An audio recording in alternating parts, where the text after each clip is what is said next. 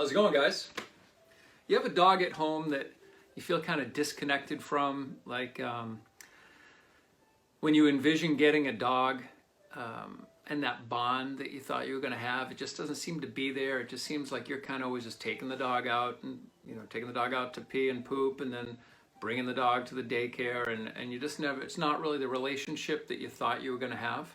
Well, today I want to talk about an agility trainer. She's a great dog trainer. Her name is Susan Garrett. She's a Canadian woman. And I just finished reading this book. It's called Ruff Love.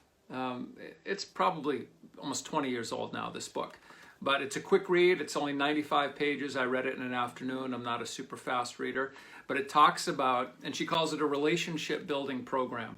And what I really loved about this is that it really confirmed a lot of the methods that I've been implementing with my own dogs and teaching my students for years that I get some resistance from on occasion, because people they feel as though catering to their dog is a way of loving their dog, and yet their dog really could care less about them.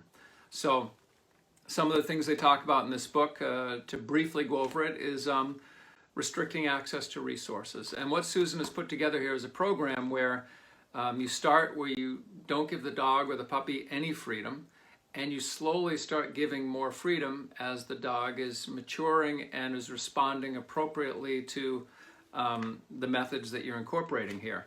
So when I talk about restricting access to resources, I talk about you don't want to be taking your dog to the dog park to go let the dog play with dogs all day long, getting all this reinforcement from all these things that are away from you, external from you. You want to begin in the beginning teaching the dog that good things come through you. It's not you're the chauffeur where you drive them to this place where they can play and then you take them to the woods where they can run and chase squirrels, which is very reinforcing to them, has nothing to do with you.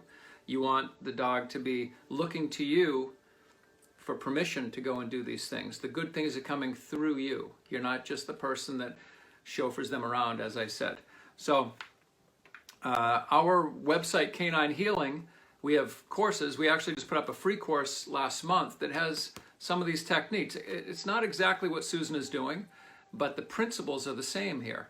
And go check that out on caninehealing.com, the free course. It talks about a lot of different relationship exercises and things you can do to create a better bond with your dog that don't involve a lot of obedience training.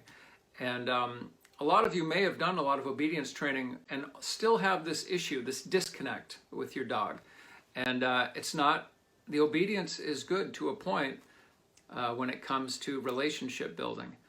But if you find yourself preparing different foods for your dog, and your dog is a finicky eater, and a lot of little things like this where you're kind of jumping through hoops, or you feel as though you're kind of catering to your dog constantly, trying to make them happy, I'd recommend checking out Ruff Love, and also caninehealing.com. Check out some of these courses, guys. Thanks. Peace.